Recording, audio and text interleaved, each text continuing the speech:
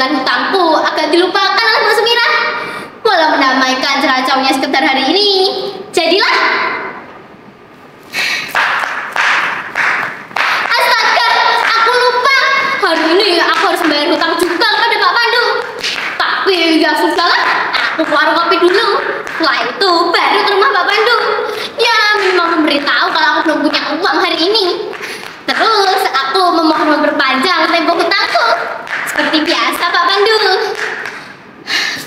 Sesampainya di warung kopi, nafasku masih terengah-engah. Langsung menarik perhatian pengunjung lainnya. Lah, kok bukan pelanggan yang lama Mbak Sumirah? Aku tak mengenal wajah-wajah dari mereka. Duduk sini dulu ya. Apa hal rupanya?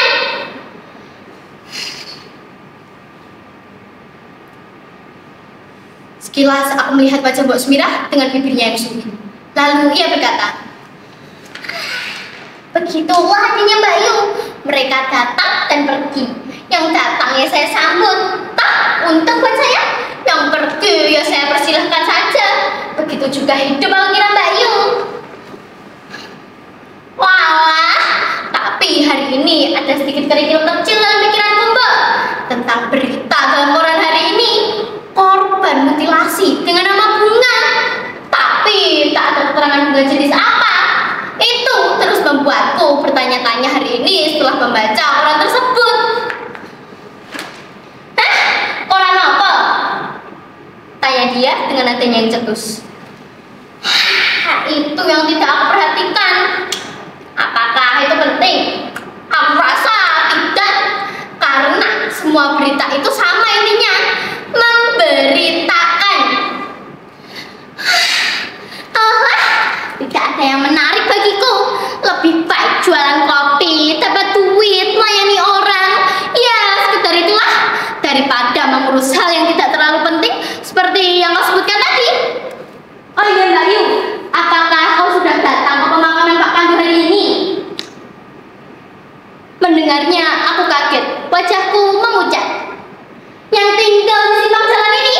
Aku rasa semua orang tahu siapa dia. Mana tahu kau dapat makanan gratis di sana. Di saat seperti ini pun Mbak Sumirah masih sempat-sempatnya bercanda. Mau bunga bangkai, pohon cemara, meja, kursi, atau apa nama si korban? Aku tak pernah peduli Mbak Yu. Tunggu dulu, Pak Pandu meninggal. Sontak aku pun berteriak seolah tak percaya. Iya, Pak Pandu. Sudah aku bayangkan, Mbok tidak pernah peduli dengan keadaan sekitar kecuali kopi. Tapi Mbok, tadinya aku ingin menanyakan kepada pelanggan kopi Mbok yang aku kenal.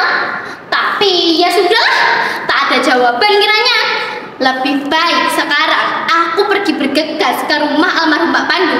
Siapa tahu menemukan misteri bunga korban mutilasi itu.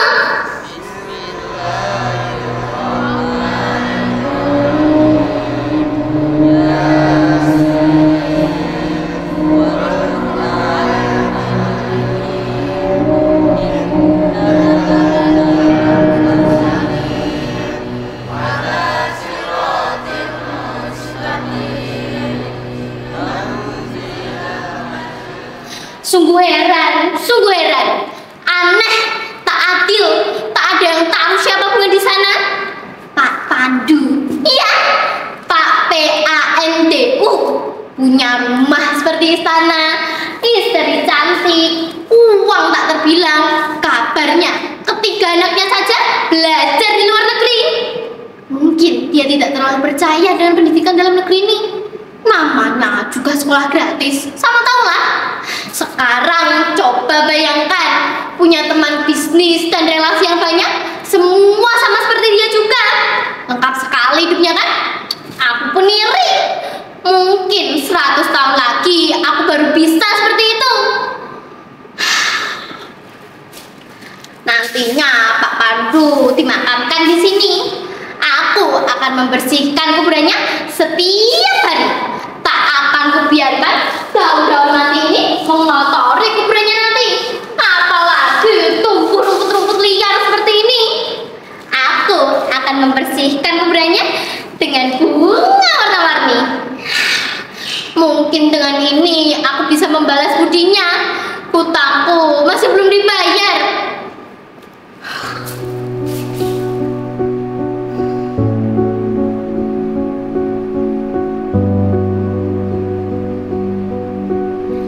Dahulu orang pertama yang aku kenal saat datang ke kompleks ini, Pak Pandu lah orang pertama itu. Roman wajah yang berwibawa, baik. Terlalu banyak aku berutang budi kepada beliau. Seperti yang aku katakan tadi, aku heran sekali. Tak ada siapapun yang datang di rumahnya di hari kematiannya hari ini. Yang datang ya hanya 2 orang pembantunya, bertiga serta aku yang hadir. Di mana istrinya, karib kerabat, teman bisnis, tetangga, anak-anaknya, klien-kliennya, atau mungkin istri simpanannya?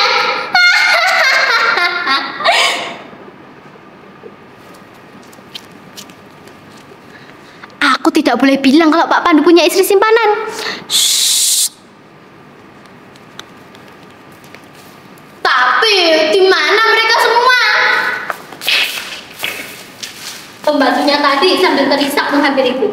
Lalu ia berkata, Mbak Ayu, semua orang yang Pak Pandu kenal sudah saya beritahu, tapi mereka hanya bilang ya. Tapi sampai saat ini saya tak menemukan batang hidung mereka, Mbak Yu.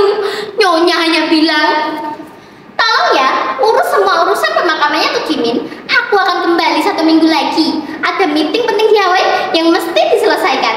Tolong ya. Begitulah ketika Tuh Jimin mencoba menirukan suara nyonya.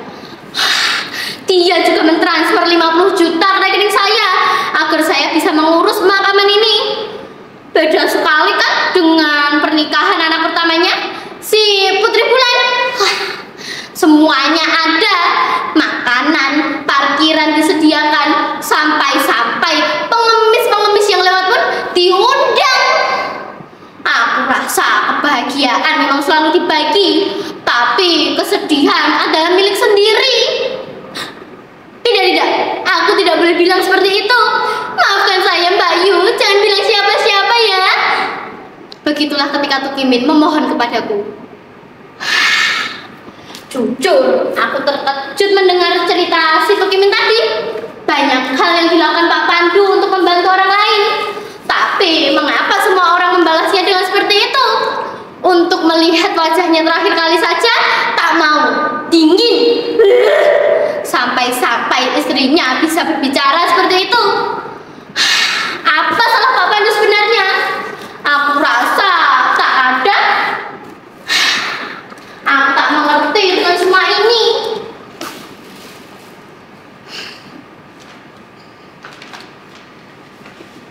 Lebih baik seperti bunga saja Pak Pandu.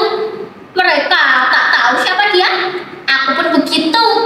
Tapi semua orang ribut, semua orang peduli. Fotonya saja ada di mana-mana. Semua orang datang ke pemakamannya. Tak seperti kamu toh?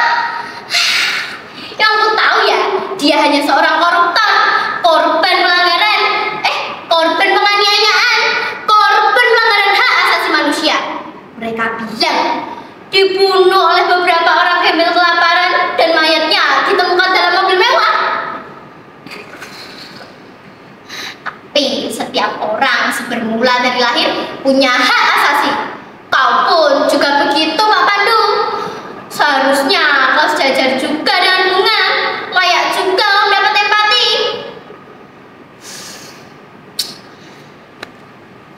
Tapi keadilan hanya bisa dikeluarkan, simpati hanya bunga bicara. Semuanya demi kepentingan. Sampai-sampai kematian seseorang pun diperjualbelikan di balik wajah mereka yang bertopeng itu. Munafik. Aku rasa dibunuhnya bunga itu ya wajar-wajar saja toh. Kalau hukum hanya bisa bungkam, sudah jelas-jelas dia bersalah. Didukung dengan bukti yang valid, selalu diundur penangkapannya. Selalu ada saja penyakit yang kambuh saat akan mau disidang.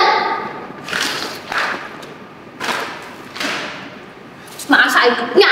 Dia juga selalu membunuh petani-petani, gembel-gembel, sampai-sampai bayi-bayi yang butuh asupan gizi. Wajar saja hidupnya seperti itu. Tapi mengapa semua orang peduli atas kematiannya? Hah? Begitulah keadaan sekarang. Semuanya kabur, hitam putih sudah tak jelas, abu-abu, sian. Beda bunga, beda lagi Pak Pandu.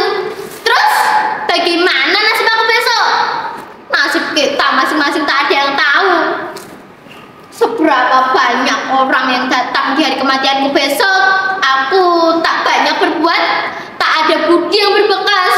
Aku juga bukan orang terkenal, tak ada yang mengenal siapa aku. Hanya berteman dengan orang-orang mati di sini.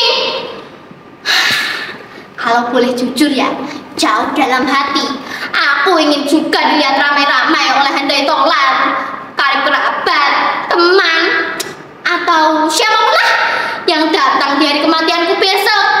Ada yang